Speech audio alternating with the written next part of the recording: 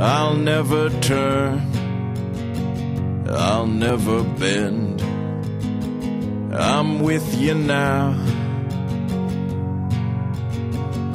until the end.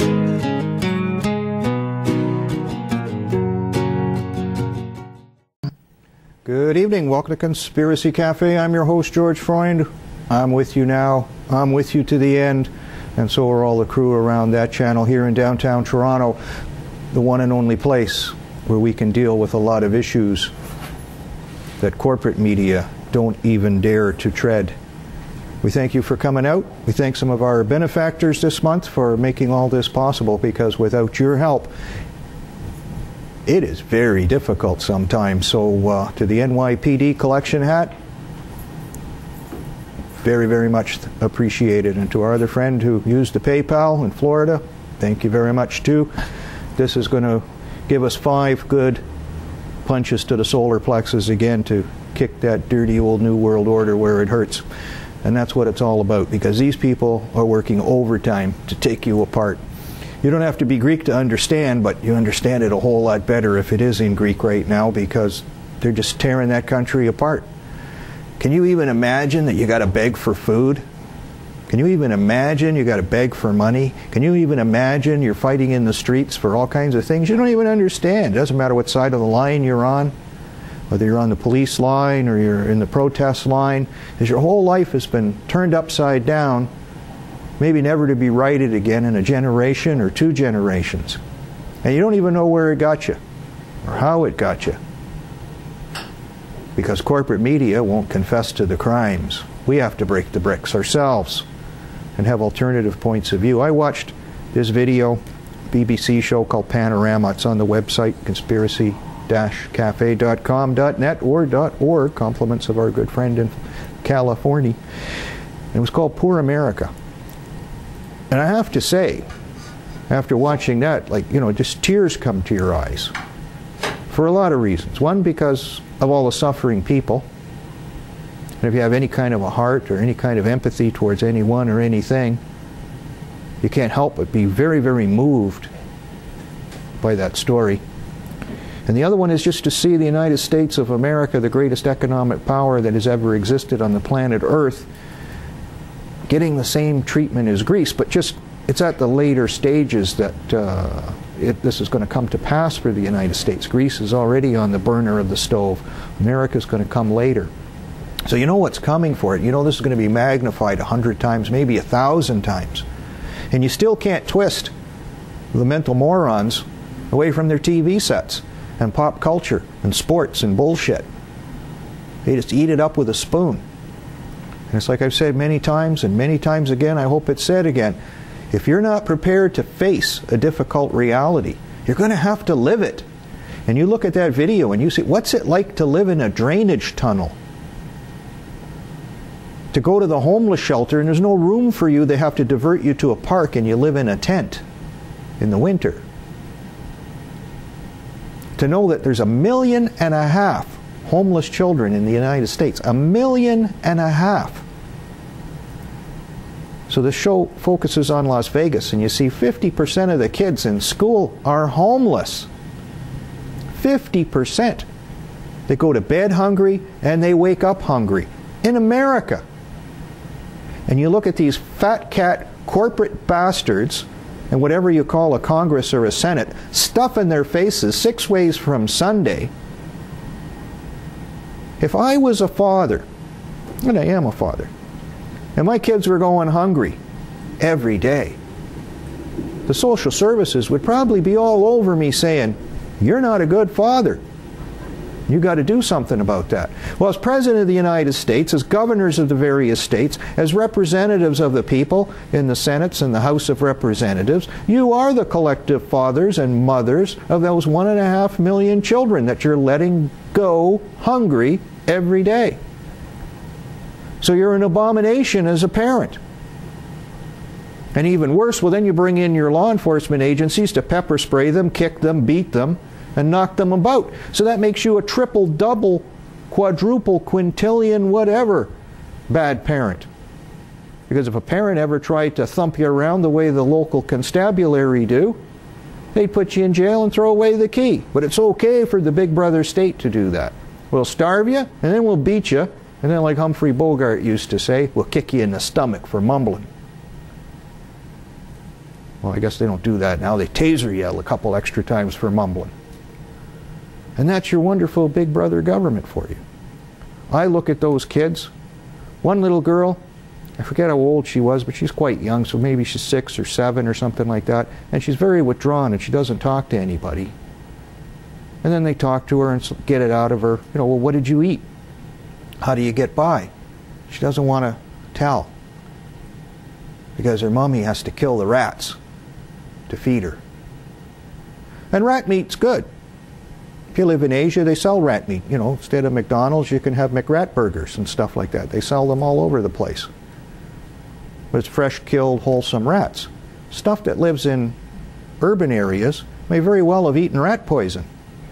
So if you eat a rat like that, you're eating the rat poison too. So it's a very dangerous thing to have in your diet in the urban areas.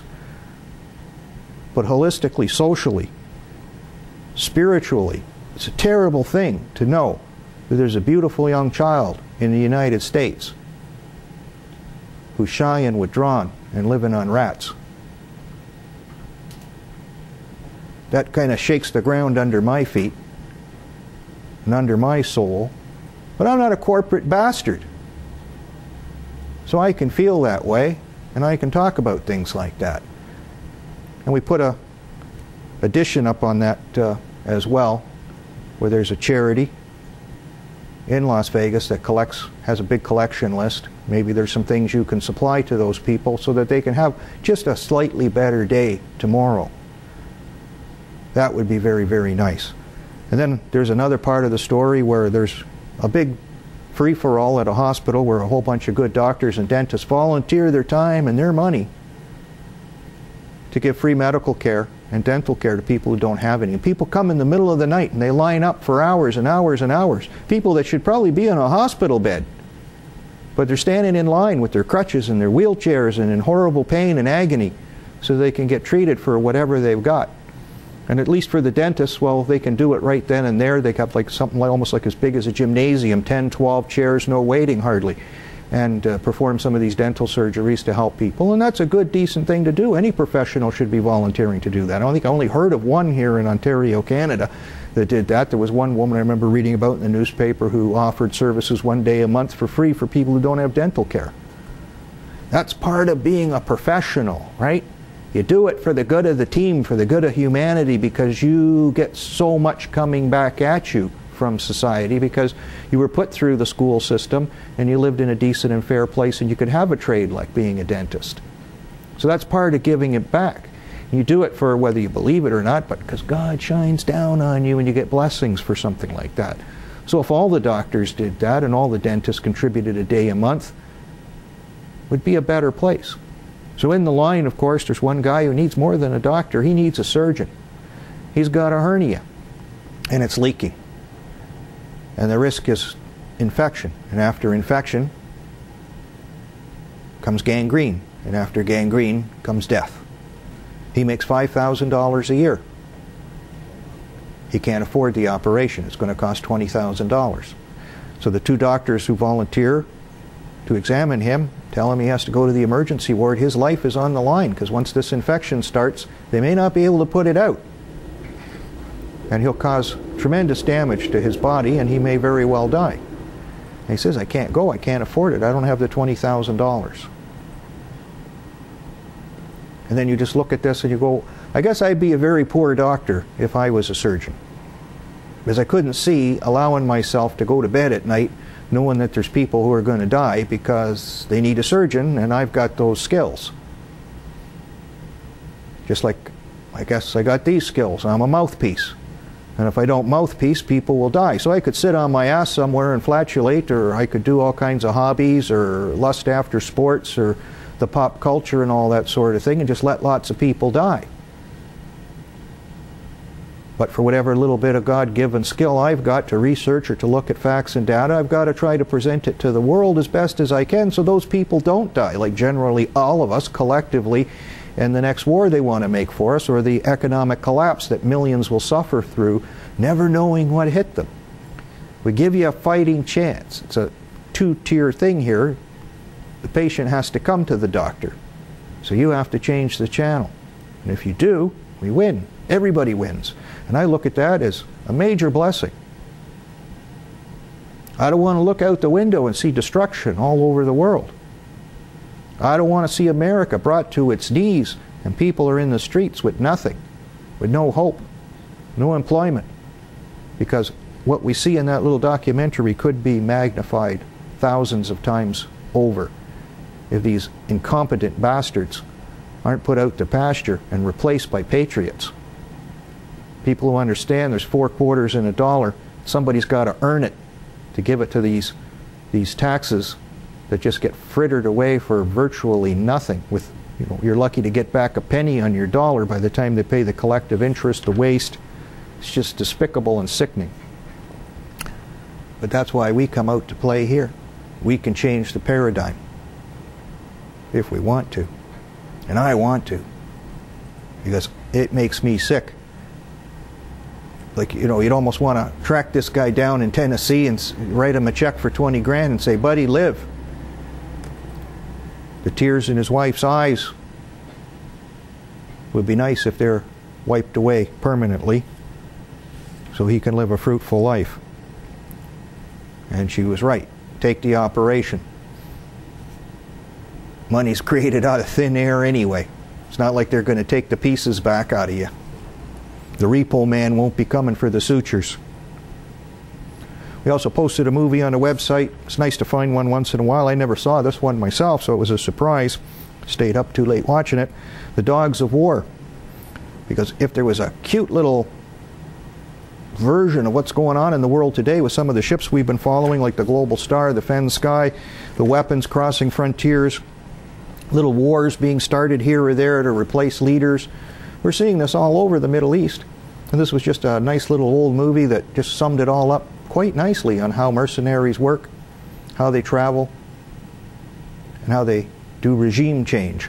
So in a way it's not really a movie, it's more like a documentary, but a classic novel by Frederick Forsyth turned into a film. Very, very well done. And one of those big, 12-gauge boomers that they had, wow, you could really hold off a few enemy forces with that puppy if you have to.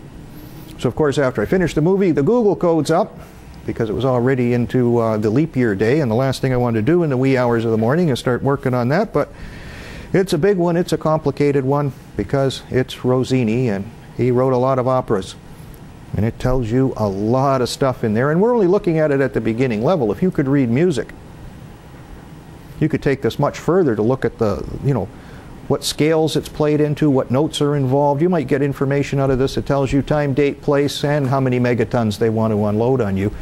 But it's just kind of cute, childish. You got 4 frogs, characters from the Rossini operas. And right away, as soon as I see the frogs, I know we're in trouble. Because Revelation 16 is very, very clear. And the 6th angel poured out his vial upon the great river Euphrates, and the water thereof was dried up, that the way of the kings of the east might be prepared. And I saw 3 unclean spirits like frogs come out of the mouth of the dragon, and out of the mouth of the beast, and out of the mouth of the false prophet. Isn't that amazing? And then you see for the next day in England, even though I didn't know this, but Agent 99 was quick on the trail there, who comes out? The dragon. That's the Google Doodle for Britain for March 1st, St. David's Day. So they were right on the money following Revelation. For they are the spirits of devils, working miracles, which go forth unto the kings of the earth and of the whole world, to gather them to the battle of that great day of God Almighty. Behold, I come as a thief. Blessed is he that watcheth, and keepeth his garments, lest he walk naked, and they see his shame. So at least sounds like we're on the good guy's side there, because we do watcheth very, very closely. And he gathered them together into a place, in the Hebrew tongue, Armageddon. And we see Israel wanting to start this big war and take us to Armageddon.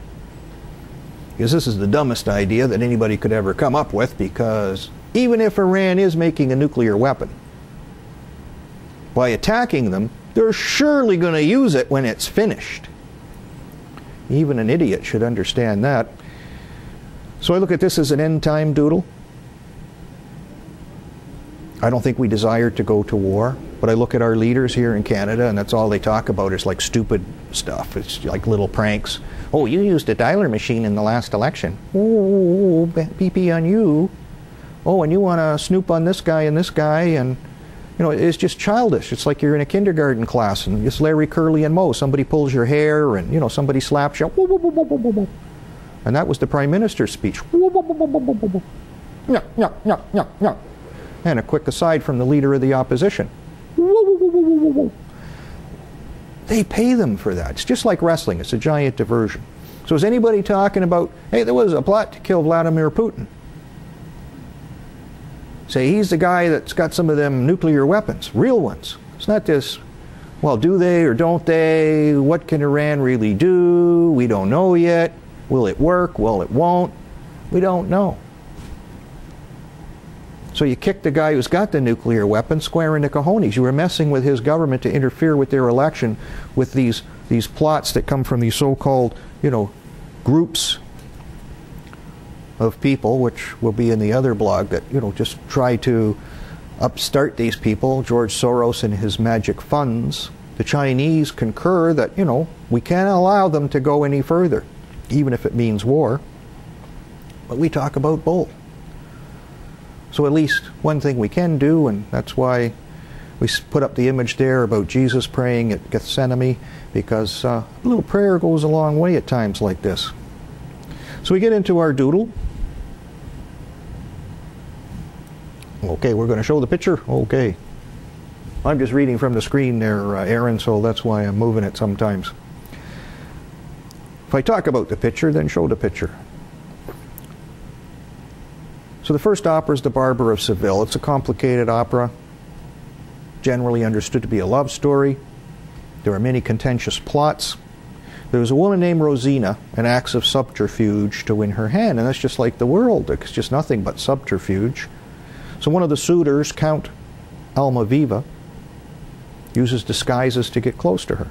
He becomes a poor student, disguises himself as a drunken soldier, and then with the help of Figaro the barber, he's revealed to be who he really is by the rival Dr. Bartolo. Rosina is handed a note, and it's almost like the Google Doodle. It's like they're handing you something to tell you something. And when she's challenged, Rosina gives her back a laundry list so that they can't figure out what was in the note. Bribes are paid to the various people involved so they can lure Rosina into a bad marriage. At Act 2, there's a vicious storm, which is the big storm forming in the world. There's an economic storm, military forces are forming, start another storm. So the Count and Figaro enter Rosina's room by a ladder. Almaviva reconciles with her, which is a good clue. Reconciliation. Let's get along. It's a whole lot better than beating each other up. But unbeknownst to them, the ladder is removed and they cannot escape. Basilio and a notary are bribed to be witnesses under the threat of 2 bullets to the head. Rosina marries Almaviva, and they allow the doctor to have the dowry, which is all he wanted in the first place, the money. Just like the banksters and the crooks, it's all they want, the money. They don't care about you or anybody else. So Rosina chose her mate Almaviva, which means living soul. So in a way that's very religious and pertinent too. Because the New World Order always uses disguises or ruses. They never just come flat out and say, it's like this. Probably because we'll beat them into the ground and we won't vote for them. We only vote for the best liar. We don't vote for the best truth teller. Whoever tells you the best story gets elected. It's 100% crap. That's the way we vote. We're insane. Why would you vote for the best liar?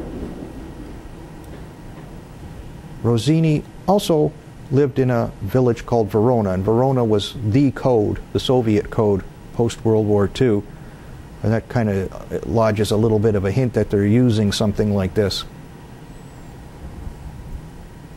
Because in a way, when they talk about these witnesses for her wedding, there's 2 witnesses to the end of the world, to Armageddon.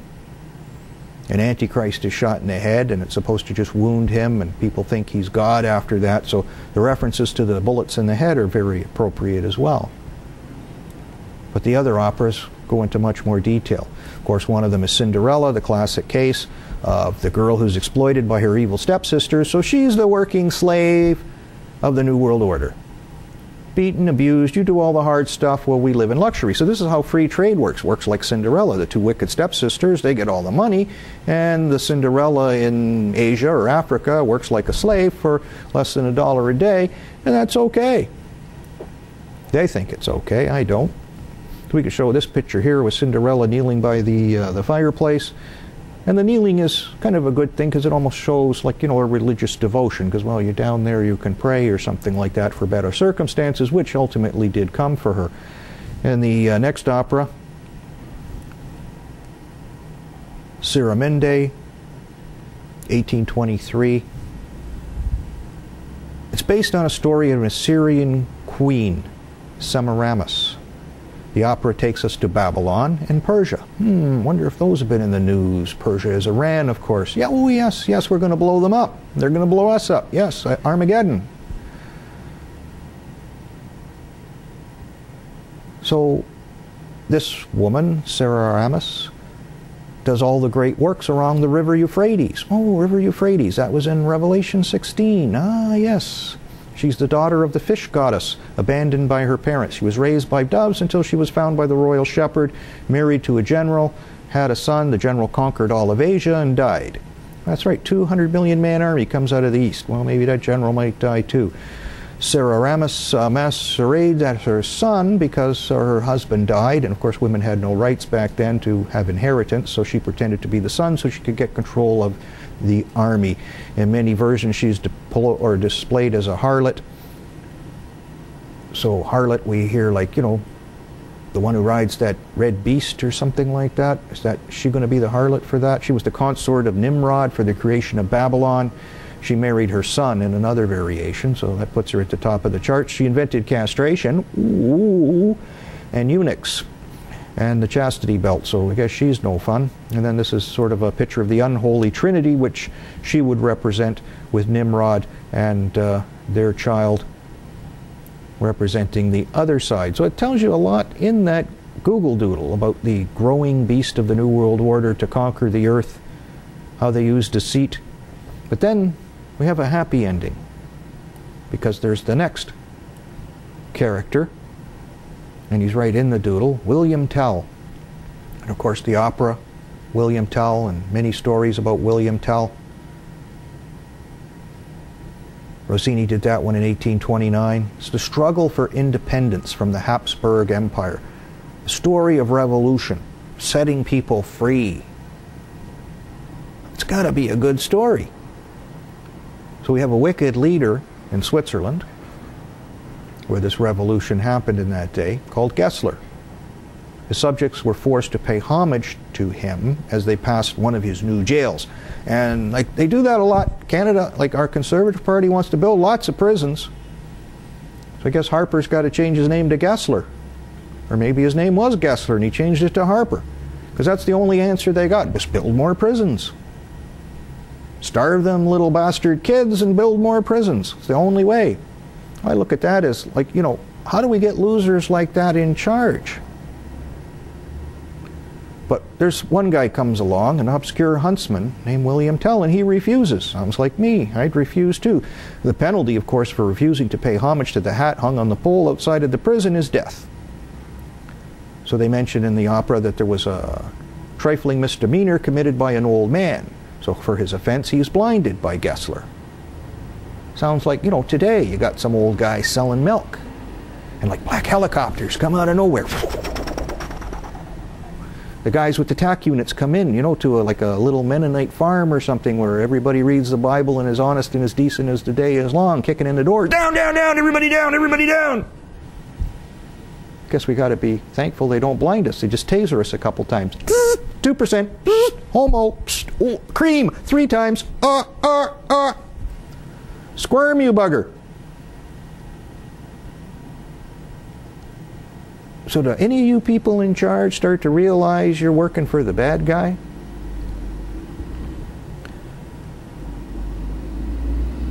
So of course there's a little love angle. There's a Berta, and Berta tries to get some of the nobles involved in this up-and-coming revelation. But the big story, of course, is William Tell.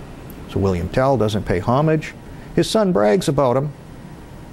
Says, well, my father can shoot his crossbow very, very far, very, very accurately. So Gessler says right away, okay, we'll kill your son, and we're going to do it in a contest. We'll put an apple on his head, set him up 100 yards away, and you got to shoot the apple off his head.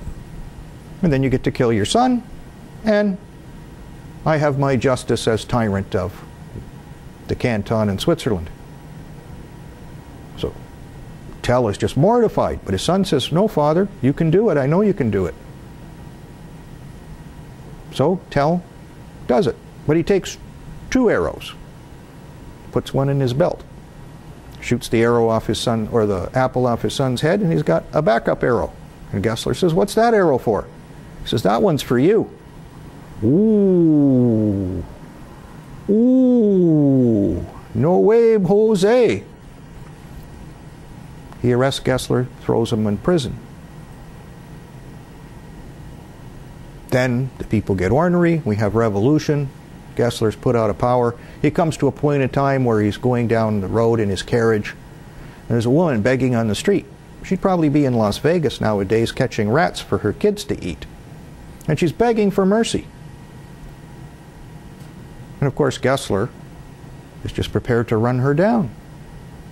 William Tell's on the scene, and he's got that extra arrow still, or another one, and he fires that arrow through Gessler's heart and kills him. The war is won. It's over, baby.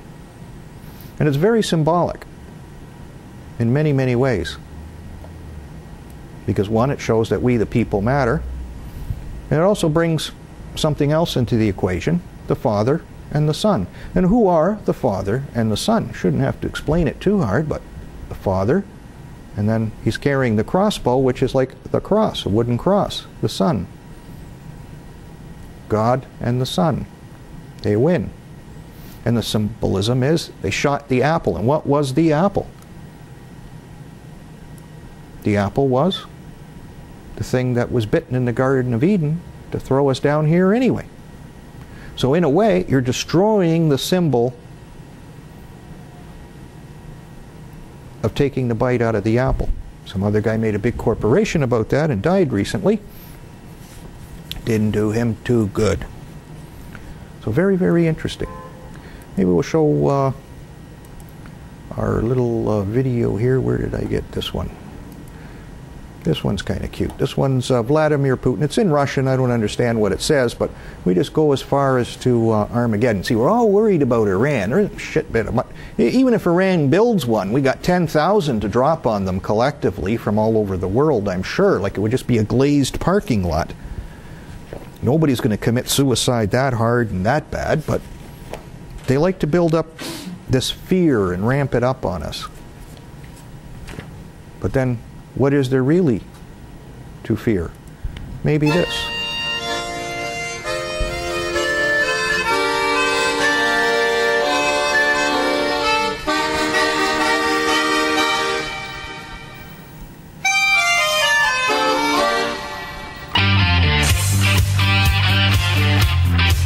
Не мы являемся инициаторами, безусловно, назревающей новой гонки вооружений в Европе. На европейском континенте появляются элементы ядерного потенциала Соединенных Штатов Америки. Это просто меняет всю конфигурацию международной безопасности. Нужно защищаться от иранских ракет. А таких ракет нет. Система ПРО направлена на защиту от того, чего не существует.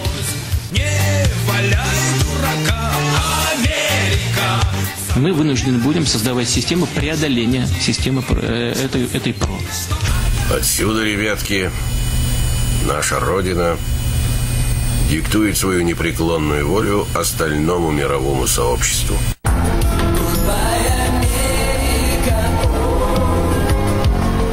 Может, бахнем? Обязательно бахнем. И не раз. Весь мир в труху. Но потом...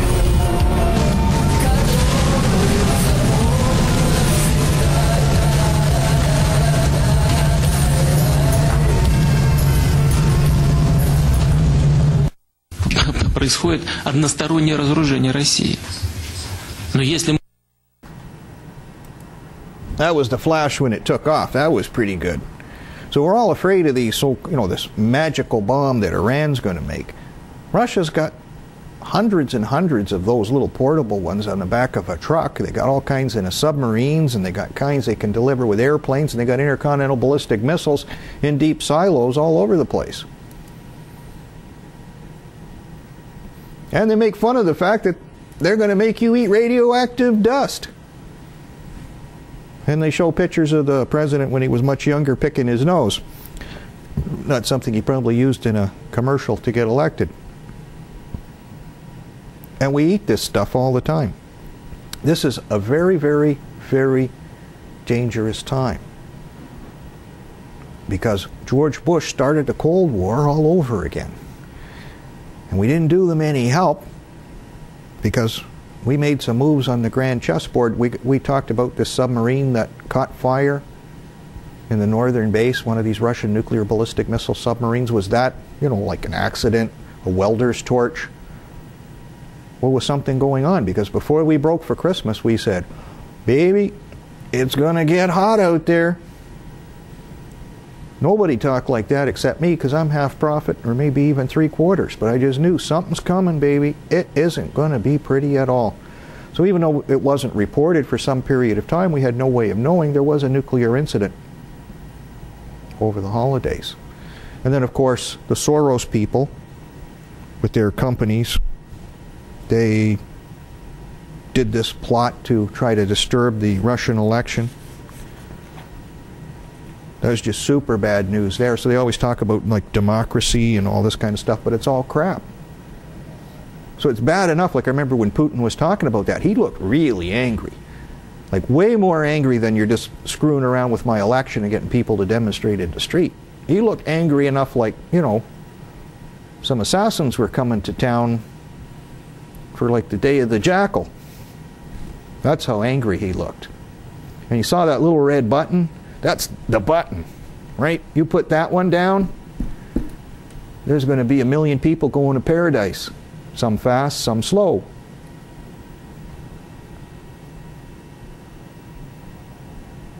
Why can't we get along? But I guess when they do it, like, the Conservative Party will get those robo-dialers going, and you pick up the phone and, hello? And there'll be a little thing on there, Stephen Harper's pre-recorded voice going, you got 10 seconds to put your head between your legs and kiss your ass goodbye! Because, like, Netanyahu's coming to Canada, and these two guys are going to go in the back room and shake hands and do crooked deals to try to get us on the plate too. Maybe Canada needs a little radioactive dust floating through the air aside from the stuff that's coming up from below the parallel. And we're going to let this happen. Like I read a report from some guy, I don't remember who it is, but he said, like, we're far better off making friends with Iran than we are with Israel. Israel's lied to us, stabbed us in the back, committed all kinds of wars, maybe even did 9/11. Iran hasn't started a war against their neighbor for 300 years. And they got lots of oil. And maybe they're honest guys. I don't think we have a whole lot to fear of Iran having a nuclear weapon unless we punch them in the face first. Then they're going to punch us back. So let's put some of those university educations to work here in the think tanks and all these parliamentary committees. Why don't we not punch them in the face first? Why don't we put out our hand and offer to be friends? Start building relationships instead of pulling the carpet out from under their feet. See, usually when you act like that, guy doesn't feel all that interested in shooting you. But if you keep punching him in the stomach, one day you just may lose it and say, you know what, I've had enough of this. Boom! I'm fighting back. One of them might be Putin. So what we have here is they say, the Odessa plot. 3 guys blow themselves up. One was killed. He's supposed to be a Chechen, because when you're dead, they can say you're anything. Another guy is a Kazakh, so I don't know exactly why he wants to kill Putin. Ilya Payazin, but it could be because they're paying him a good lot of money. And the third guy, the ringleader, he was arrested. His name was Adam Osmayev. They instantly assigned the responsibility to Chechen warlord Doku Umarov. I guess they have to because Osama's dead. So either that's disinformation or an assumption. And like Daddy always said, when you assume something, you make an ass out of you and you make an ass out of me. Assume. It's too bad Daddy's gone. So this ringleader is supposed to be a terrorist instructor, the master plot maker, a guy put on the International Terror Watch List 5 years ago. And he got on a plane in the United Arab Emirates, and he got on another plane in Turkey, and then he flew to Odessa. Well, how the hell did you get on a plane if you're on the International Terror Watch List? Oh, well, I was living in London before. How the hell did you get to London? You're on the International Terror Watch List. How many lists have they got, or was nobody watching? So 5 years ago, it's 2012. Do the math. That's 2007. That's like 7/7 Terror Day in England. It's a post 7/7 world. Oh no, we sent him there before 7/7. Oh, wasn't that a post 9/11 world? Maybe he had clean underwear, unlike the underwear bomber who had dirty underwear.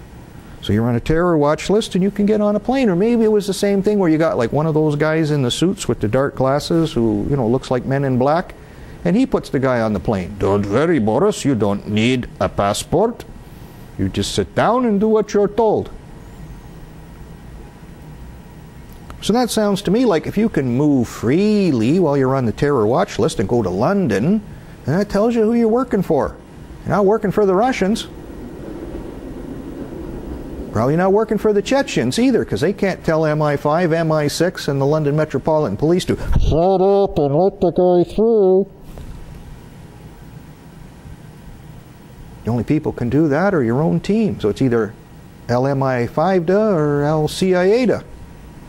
That makes it really nasty, and that's probably why Putin was mad. As you invite me to the G20, I come to Toronto. I get to glad hand with all you guys. And then we're trying to stab you in the back later. It's the way the New World Order works. That'll be in the next Rossini opera when someone crawls out of the grave to make one. So remember when they had the G20, driving by the airport. And where do they park the Russian planes? Right? They're parked up against the street, right, with no protection. You couldn't find any of the other delegations' planes anywhere, but the Russian ones are parked up, you know, across from the strip bar. So like maybe they had a place to go or something. But the tails are almost hanging in the middle of the road. Little kid with a slingshot could probably take out pieces. So I did that on the show. I said, hey man, like, you can't believe this. I used to do security at the airport. I know. I can't believe it. And then the next day, the RCMP are all over the planes. Good move. You know how they like to get them in those plane crashes. So here we have comments from Deputy Foreign Minister Gennady Gatilov. It sounds like, you know, he's one of those guys who gets to meet Putin. Of course, any possible military scenario against Iran will be catastrophic for the region and for the whole system of international relations. Therefore, I hope Israel understands all these consequences, and they should also consider the consequences of such action for themselves, he said at a news conference. Remember when you were a little kid and you're in school and a teacher comes up to you and says, put your thinking caps on. Put your thinking caps on, Mr. Prime Minister. Because I don't think you're smart ass enough to, you know, like have those patches for the eye so you don't get blinded by that bright light. You're just going to condemn us to eat that stuff. So they said they were going to plant explosives in Putin's path of his motorcade. So then I wonder, well, if these explosives were caught and captured in Russia already, here's a picture of the motorcade of what it looks like. So they plant landmines in there, military landmines. So why are you handling explosives if your explosives are already in Odessa, you know, or Moscow? Why would you be making stuff in Odessa? It doesn't make sense unless it was pre-programmed. There's Mr. Adam Osmayev, tenderized. You see him in most of the other pictures with all the wound dressings on his face. They gave him a good thumping. Loosen him up a little bit. And then this is, of course, they put it on TV, make a big deal. It was a big propaganda coup for the Russians that they have this assassination plot. They got live YouTube video. You can watch them take the place. They're just cops that don't speak a language you understand. Amazing. And then, of course, an interview with a retired Colonel General, Leonid Ivashov, former member of the Russian Joint Chiefs of Staff, aired on Russia TV, telling you, like, you know, we're getting ready. We're getting prepared. We got that little button. Don't mess with us.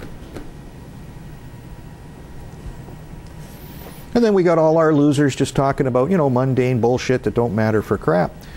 So here was a picture of the, you know, the so-called Russian Revolution.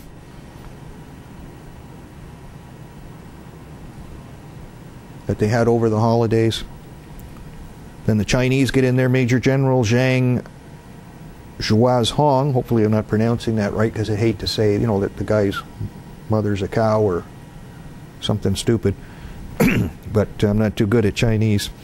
China will not hesitate to protest Iran even with a third world war. Third world war. Hard to get those words out. 3 letters, you know.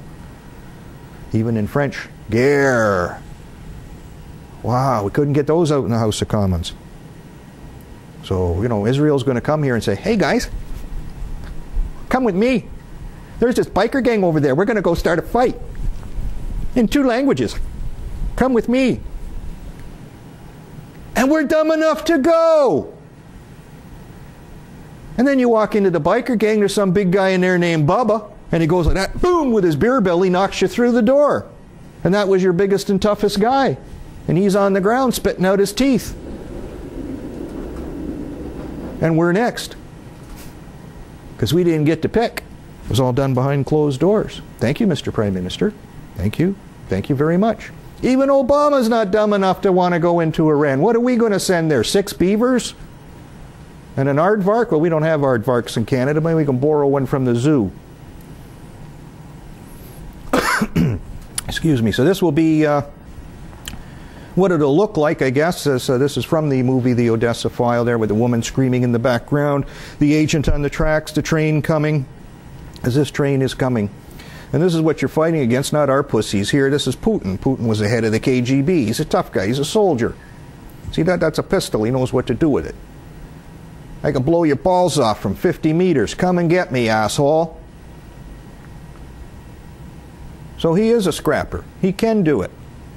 But this is what we've done with all our negotiations, is we've hemmed them all in on all sides. You don't have to be a great military strategist to understand that. It's kind of like you're backed into a corner. Once you're backed into a corner, you don't have too many options anymore. You fight. You don't have any other option. It's not like they wanted to. It's you backed them into the corner. If you didn't back them into the corner, they wouldn't have to fight. So they got that button. Just push that little button. See, the Chinese can push that button because it don't matter to them. You kill 250 million of their people, you're doing them a favor. Right? Kill 7 or 8 million or 20 million Canadians, you're not doing us a favor. Maybe some of them will live long enough to go and poke out somebody's eyes in Ottawa. You kill out 50, 60 million Americans. I don't know if you're doing them a favor or not.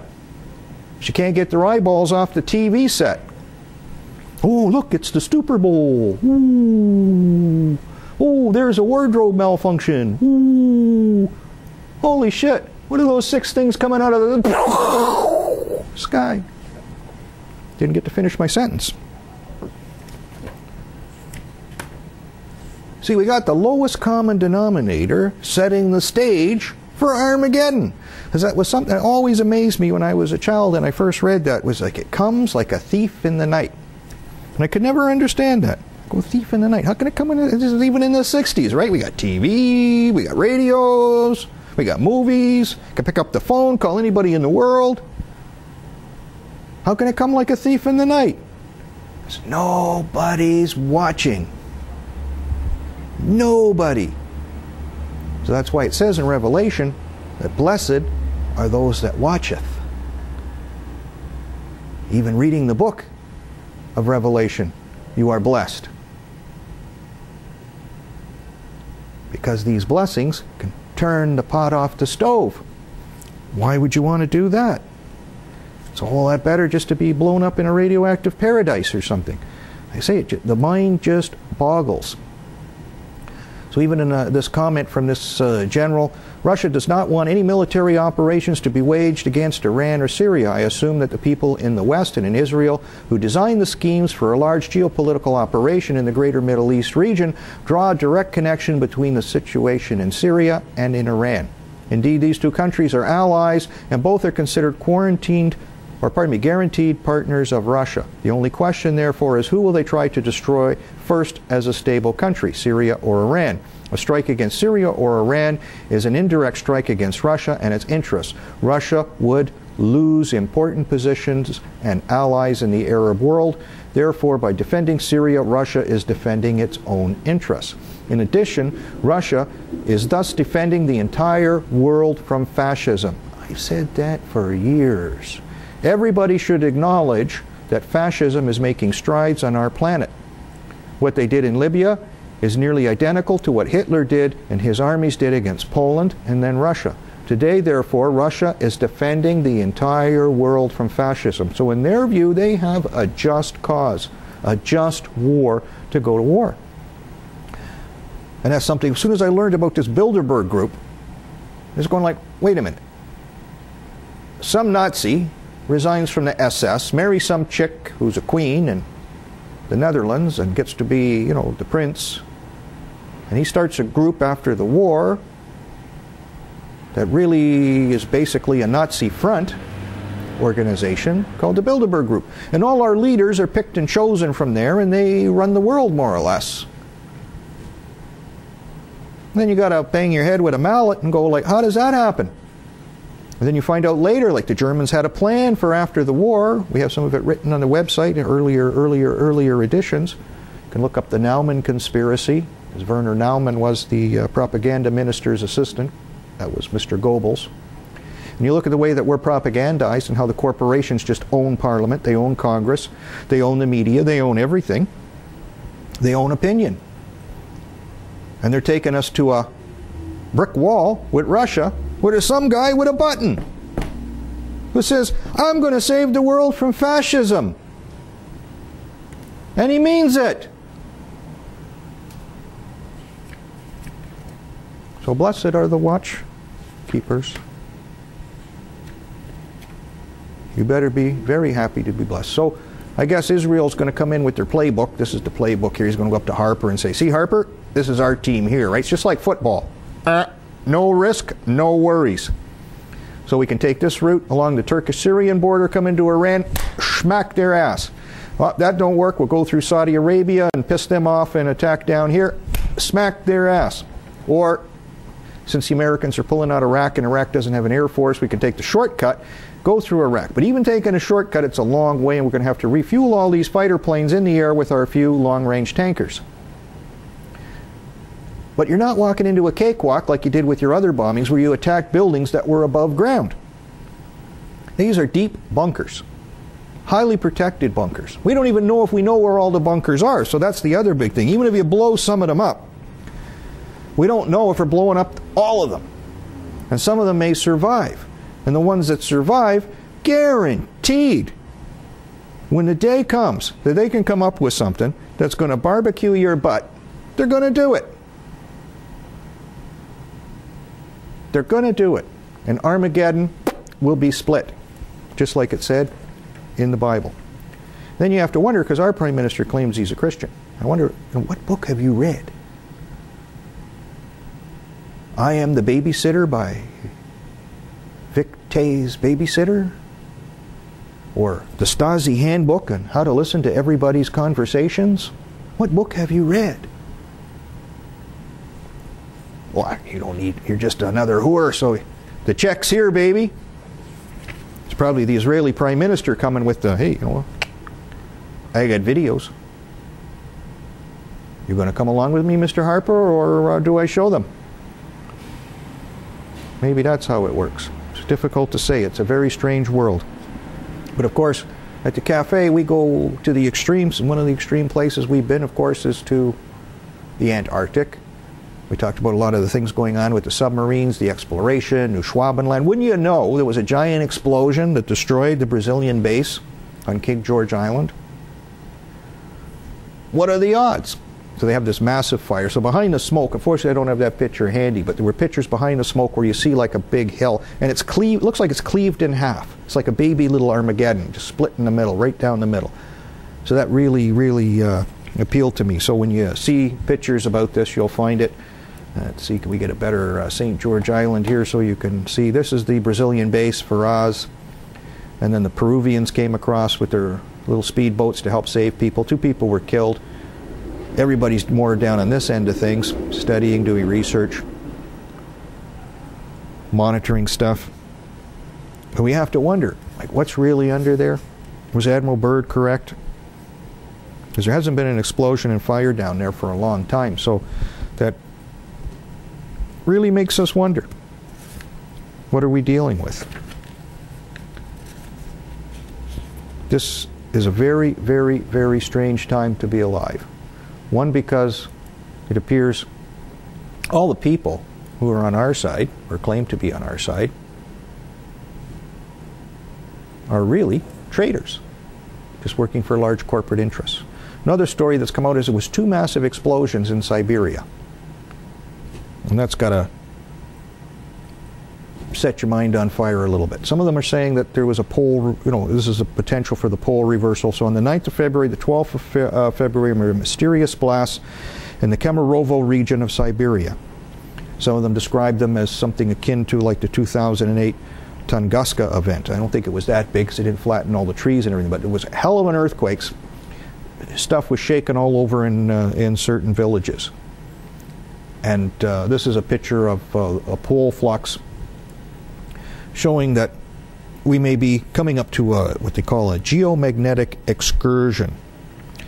It may be short-lived, but there's a decrease in field density with a pole orientation of up to 45 degrees from the previous position. So some people are already telling me that the South Pole may end up being in the tip of South Africa. Oops. Good ski season there. So these earthquakes were like 6.8. This is a little graph of the North Pole moving. So in 2010, it's really kicking along. It was going, was it like 55 kilometers a year? So it's really moving compared to what it has been in the past. I guess it's following the national debt. Maybe they had to borrow money for the snow or the polar bears or something, and that's what it's really a graph of. And then, of course, some people are into the Mayan prophecies, and, we're looking at, there's a bigger, broader reason for this, is it's the end of the age, and there's going to be a little bit of collateral damage, shall we say. One of the funny things is, maybe this is one of the few forums that'll even debate stuff or talk about stuff like that, is a good few years ago, the Kremlin built 5,000 shelters. 5,000, you'd have to say like bomb shelters, but underground shelters just for Moscow alone. 5,000. So that they can put the whole population underground. And why do you think they might want to do that? Because General whatever has got the button! And we might shoot back. But you see, we're going to lose that one. Because we don't have any shelters anymore. Go, except for the elite rich. We can save them. We can save the politicos. We're building one under the Library of Parliament in Ottawa. We're going to make a big one under there. We got to save all those people because those are the ones going to get us into the war. Got to keep them alive. Just kill all those other useless eaters above ground. And the Chinese have done the same thing. There's an underground Beijing that's like 3 times bigger than what's above ground. What does that tell you? Got to go back to my kindergarten teacher, get my thinking cap on. They're going to survive the big one. Yes, yes, I get a gold star on my report card. We showed you a picture of, last year or whatever, the big collapse where, you just saw this massive thing underground, like some kind of road collapse, and you could see underground that there was a bigger underground, looked like there was a bigger highway underground than above ground. Yes, you gotta love it. Okay, here's this video here. We'll show about this giant hole in Russia.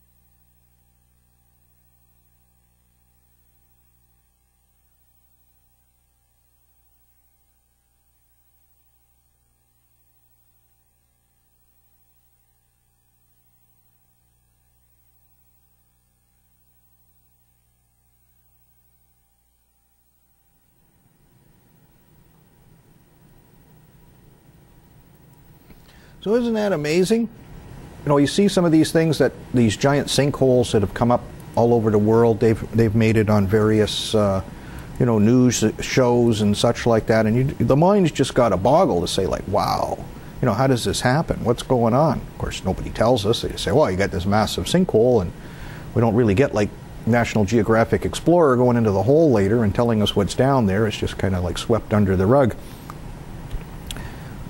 Well, like almost everything is swept under the rug. They keep us in the dark so well. We're afraid of the light. We live like rats because they control all the information. So, of course, we talk about, you know, the submarines, all the money that's being spent on this. And then just for good fortune, I come across the BBC science page and just see what some of the big submarine races are, who's in them, where they're going. And then when I look at some of the names, I go, well, that guy's dead. Those guys got killed. This guy's house burned down. There's only like a handful of people doing this. Okay, I didn't take my statistics course, but I wouldn't want to be one of those guys. Probably last longer clearing up landmines somewhere. So it's got to be good. So the elite rich are in a big race. They're going to the bottom of the Mariana Trench in the Pacific. And then it just dawned on me, like, why the hell would they want to go there? Just didn't make any sense at first.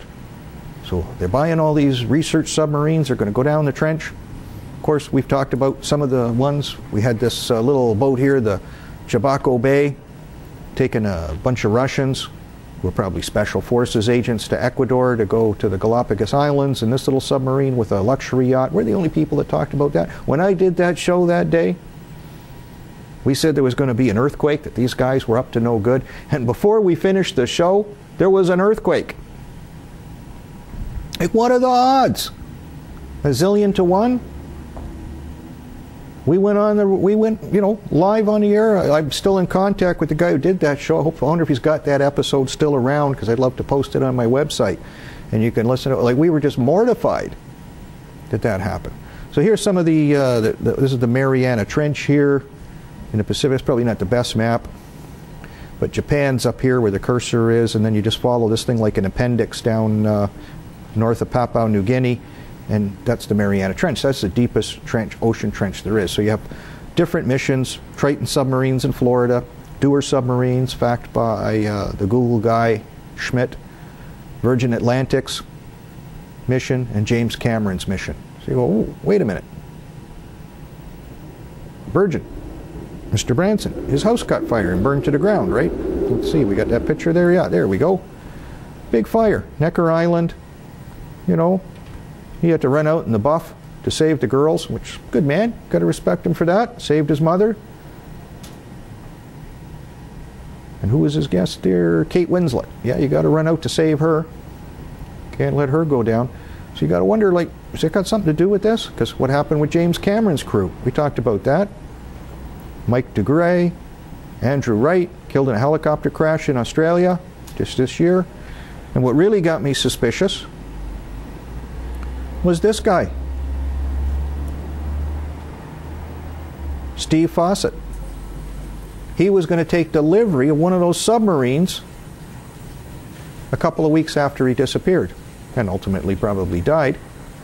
So the show I did on that was with some other guy I don't even know. It was through my colleague, Agent Ladybug, at the time that I did that show with. And, you know, that was a barn burner. A barn burner. You can't imagine the crap that went down. Well, you probably can, because the world exists at the Predator's speed. So you remember there was like some nuclear weapons went on an airplane at Minot Air Force Base, and we're going to Barksdale Air Force Base, totally against the way they're supposed to be handled, stored, and taken care of.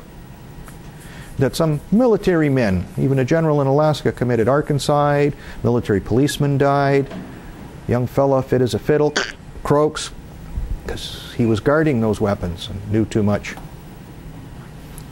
So we said that there's a big reason for this, because where you wanted to steal one of these nuclear weapons to make a false flag attack and blame it on Iran or whoever was handy at the time, Al-Qaeda, a dirty nuke, a dirty bomb, a nuclear weapon, and blame it on somebody else. That's why you're finagling a nuclear weapon. Where are you going to do it? Dun and Bradstreet?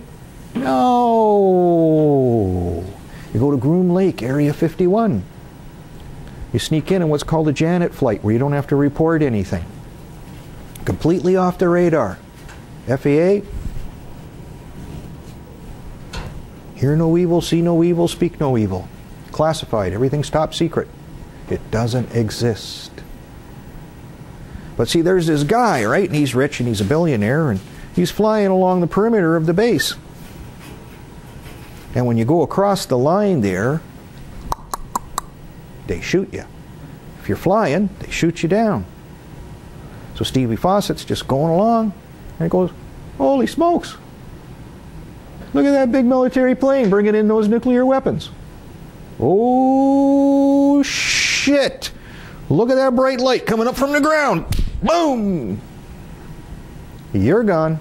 Next.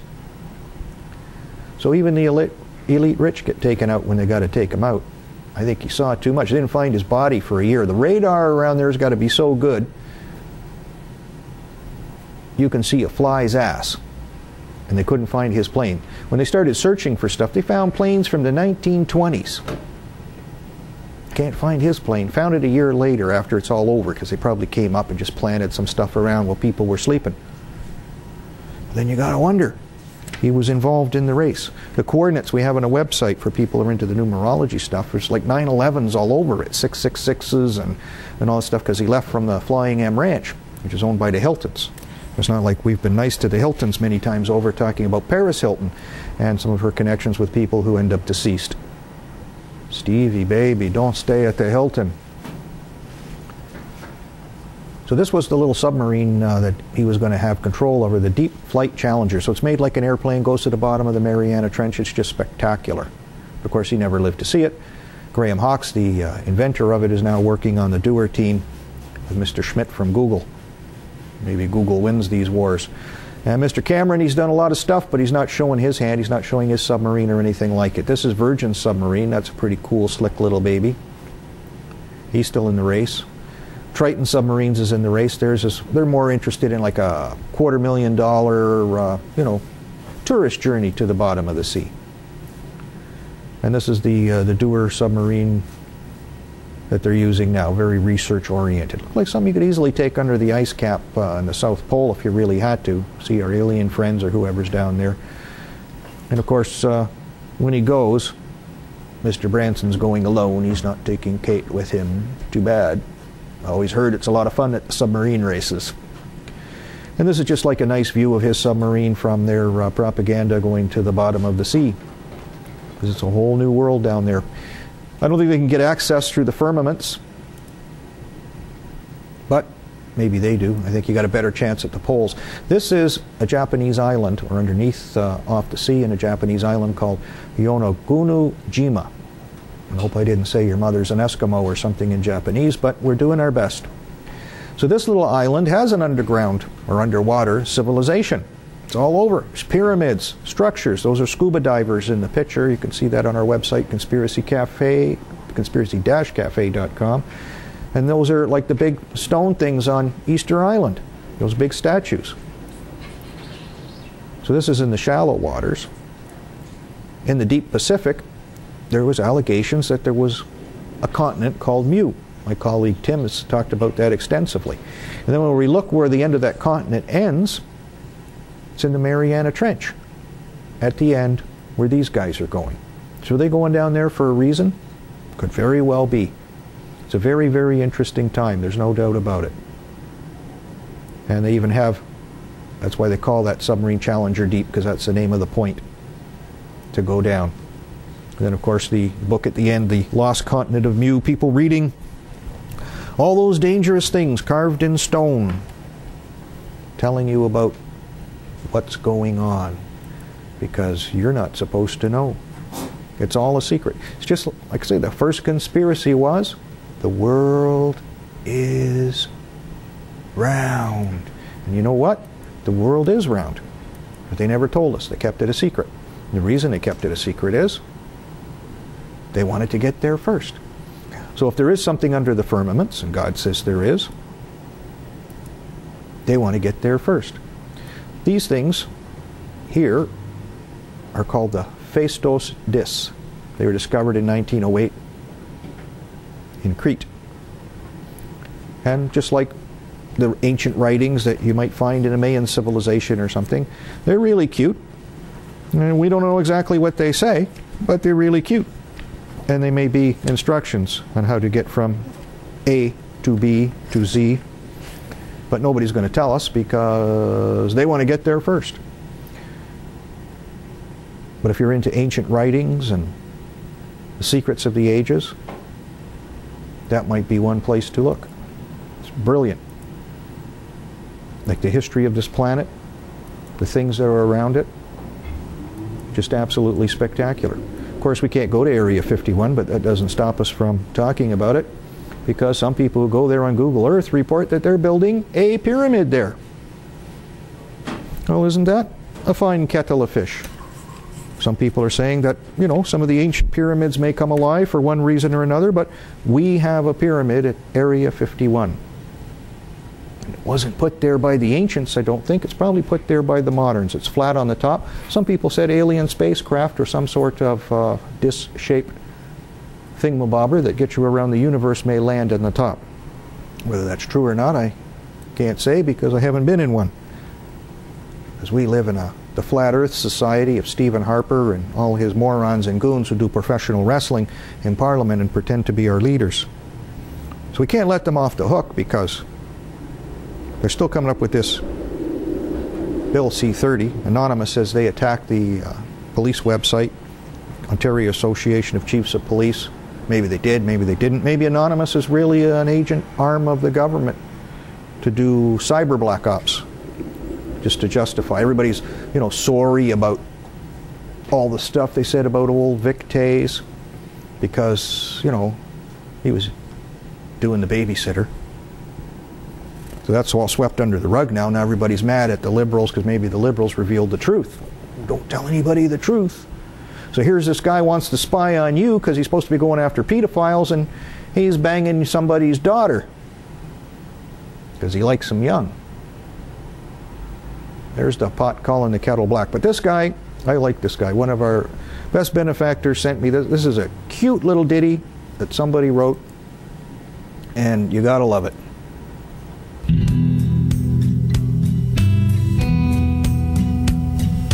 Victor Tays is a guy whose name can be pronounced two different ways. He's a minister responsible for keeping us safe in Canada. Now Vic had a plan for the internet. To keep kids safe was his intent, but no child safe from the evil of man. And playing Big Brother ain't a very good plan, but that didn't matter. He got up in the house. Before he even knew it, it was out of his mouth. He said, you're either standing with me or the child pornographers. Now that wasn't smart, it wasn't very nice, exploiting kids for your own device. In a blink of an eye, it's in the Twitter sphere. Welcome to the new frontier. Welcome to the new frontier. Welcome to the new frontier. From Twitter it flew, Vic lost control. Hell, he just as well crawled into a hole. Some made fun and some were pissed off. The network news was watching it all. He said, someone's trying to scuttle my bill. The ISPs from Parliament Hill. It's gotta be the Liberals or the NDP out on Twitter making fun of me. Yeah, Vic got mad when he realized. That's when he suddenly opened his eyes to find out there's a brand new world out there. Welcome to the new frontier. Welcome to the new frontier. Welcome to the new frontier. Then Anonymous come with a creepy voice. They were on YouTube giving Vic a choice. Scrap the bill or we'll spill the beans about the wife and the mistress, if you know what I mean. Vic didn't listen, and before you knew it, they were naming names. There was nothing he could do. It was a real bad day for poor Vic Tays, the guy whose name could be pronounced two ways. Vic stood strong against the internet, wasn't gonna back down from anonymous threats. Canada, you better get prepared. Welcome to the new frontier. Welcome to the new frontier. Welcome to the new frontier. One day we'll all wake up to find the government got a direct line. They'll know what we're doing, they'll know what we think. All they gotta do is click a hyperlink, and every child born will be equipped with GPS and a computer chip. Born and raised to do what they're told by government-sponsored mind control. A new generation of human beings thinking that's the way it's supposed to be. Everything's normal, put away your fears. Welcome to the new frontier. Welcome to the new frontier. Welcome to the new frontier. Welcome to the new frontier. Welcome to the new frontier. Welcome to the new frontier. Welcome to the new frontier. Welcome to the new frontier. Welcome to the new frontier.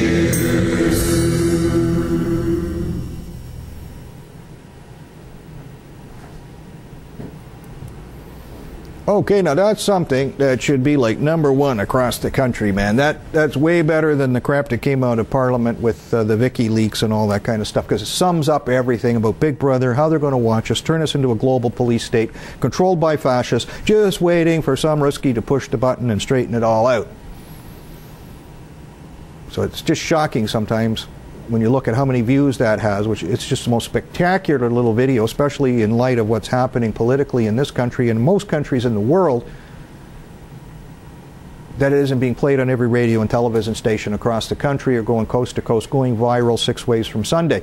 So if you show some kind of like soft porn or, you know, this or that, little bit of flesh here or there, like you get millions of views in no time, or, you know, George Bush picking his nose or something like that just makes it just totally innocuous, totally useless.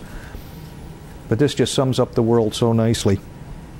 25 anonymous hackers arrested by Interpol, Argentina, Chile, Colombia, and Spain.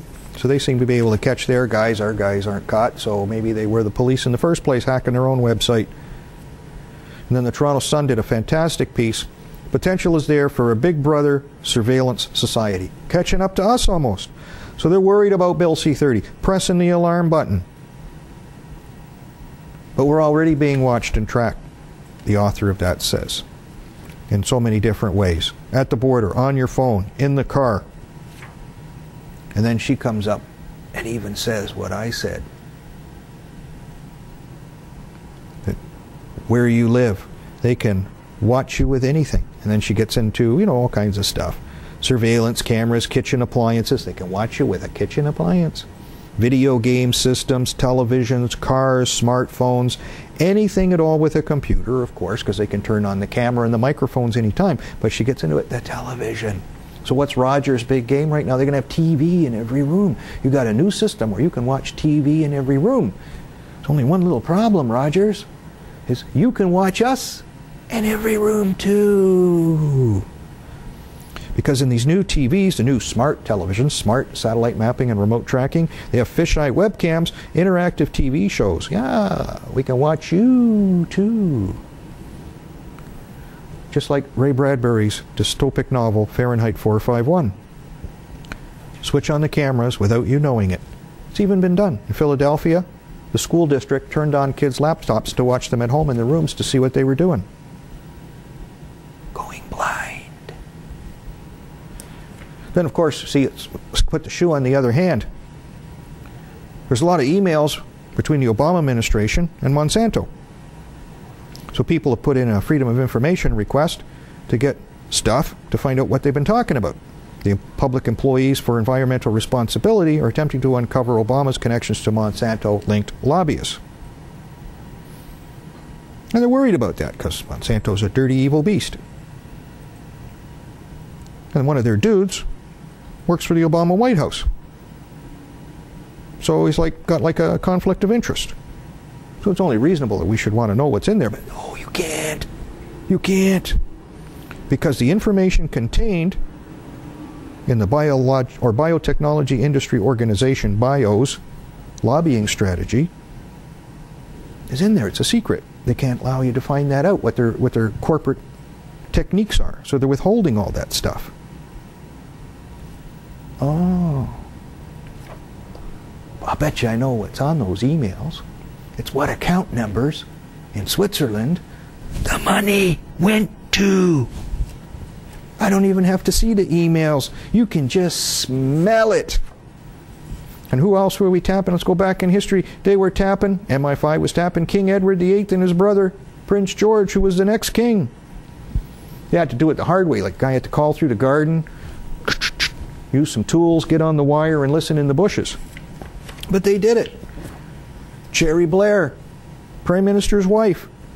The hackers of hackers at Murdoch International are tapping her phone. They do it all the time. They live for this stuff. So Murdoch Jr. resigned from the board. He's not governing the company anymore. There's a promotional opportunity there. Our good buddy Silvio Berlusconi, he's needing a job because he's not in charge of Italy anymore, and they dropped charges against him, so he's kind of like a free man. So I was thinking, like, you know, Murdoch could probably hire him on to be editor of one of his flagship papers, like the London Sun. They have the page 3 girl who goes around with her bazookas hanging out.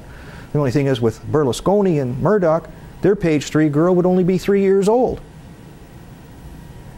And they think that's a great idea because they're watching you real close. They can even watch all these children real close because Berlusconi owns a TV company and he can turn on the cameras anytime he wants to watch you at home. What the hell are you doing with these big commercial cable companies? This is the whole concept now of the espionage like they used to have, the Big Brother type espionage in the Nixon days and such. It's gone way beyond. Like Project Echelon's gone way beyond what it was. They can watch you anywhere. So you can watch me here because I put the camera here and we want you to watch. But when you go home to the privacy of your own home, that should be the privacy of your own home. They shouldn't be watching you. You're not a lab animal in a cage, although they think so. Just ask Vic. He'll tell you. And we see the Fed is meeting in secret all the time, writing new blanket directives. Not telling anybody what's going on. Everything's private. Everything's private. Everything's private. You're not to know. You're not to know. You're not to know. Well, you'll find out one day when it's called a banking holiday. You'll find out very, very well. Then, of course, I guess, one of the little stories we should get into is to get into this Costa cruise ship that has been sailing around the Indian Ocean and been disabled. Costa Allegra. We're very concerned about that. We're very concerned about that because it's a Costa ship. One of the other things, as soon as it happens, well, I start going on the ship sites and start looking for, places of where these ships are, and there's nothing there. It's like it's not reporting its position. Well, where have I heard that before? So even when the SOS is declared, other ships are coming, nobody's reporting their position, where they're going. The fishing trawler Travignon is on the way, it's not on the websites. So then Agent 99 picks it up right away. The puppy kind of, was near the Seychelles Islands. What's near the Seychelles Islands? Well, that's where the Grim Reaper, the MQ-9, drone takes off from. U.S. expands secret drone operations up to Seychelles. So did one of these idiots hit it with an EMP and knock it out? They had a fire? It's possible. It's a better explanation than anything else I've heard, because there's really not a whole lot around there. The G20 meter happened in Mexico, if anybody cared. Yeah, they had 6 tacos and some tequila and everything was fine. They went back to bed because they found out a new plan. They had plans all the way along, all kinds of meetings, even here in Toronto a while back. You know, so many billions for this bailout fund and so many billions for that one and so many billions for this one and so many billions for that one. Well, now they're up against the wall. There's no place to go anymore. Well, they have made a commitment. And they have a commitment from the Tooth Fairy. She's going to donate all those vociferous millions and billions that she's collected over the eons to put in the bailout fund and save us all from destruction. Because that's about the only hope we got. It isn't going to come from those guys. Europe's biggest banks bleed from Greek debt losses. Heavy losses all the way across the board. Germany, Britain, Belgium, 4 of the region's biggest banks lined up to reveal they lost more than 8 billion euros last year from their Greek bonds holdings. Credit Agricole lost $4.1 billion, 3.07 billion euros. Britain's Royal Bank of Scotland, they lost a ton, but they're state-owned, so it doesn't matter. That's just Joe taxpayer. This is a big hole. A lot of the bankers are talking about what's going on, about the voluntariness of things, as like the Spanish Inquisition trial. You ain't seen nothing yet, baby. Because when this one busts, it's busting all over. Wyoming's got together to put together a doomsday bill for finances, for anticipating the collapse of the federal government of the United States, as if you could say that in one breath and expect that something like that is going to happen. But it has happened, it will happen, and we're going to have to deal with it. So you got to have a lifeboat. There's one state where you can say, let's put our thinking caps on. They put their thinking caps on. They're prepared to look after their people.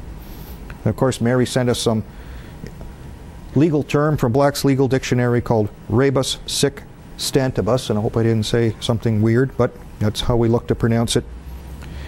But it's a simple legal principle that says the state of facts and conditions upon which we concluded a deal have changed, and the deal no longer is void. Or, pardon me, is no longer viable, it's void. And that would be international treaties that bring in all kinds of menacing things to your country, like some of these financial objects, and destroy you. And that's very, very important, because you can get out of these deals. The circumstances have changed. One of the big things where they changed is they were changed from day one because you lied to us about what was in the contract and you were bearing false pretenses. So you should really be in jail, you pricks. But unfortunately, you're just here with us to be barbecued. Slowly, slowly, slowly, at the cafe, at our little diner, barbecuing the little globalists, slowly, slowly, slowly, until enough people wake up, smell the coffee, and say, enough is enough, and it's time for real change. Real change is we put their butts in Guantanamo before it's too late, and some Russian general has got an itchy finger to go on that button.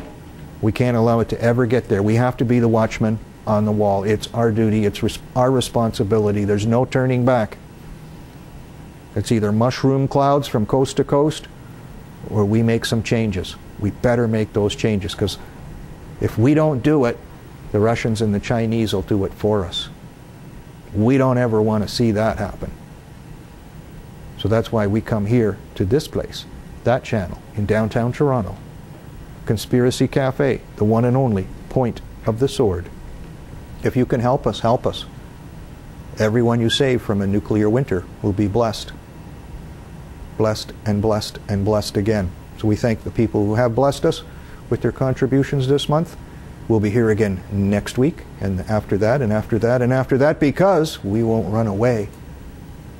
We're going to expose the truth and separate it from the lies so that you can have a better world. And that's why you come here. So we'll see you again next week. Same that time, same that channel here at Conspiracy Cafe. I'm your host, George Freund. Good night. I'll never turn, I'll never bend. I'm with you now until the end.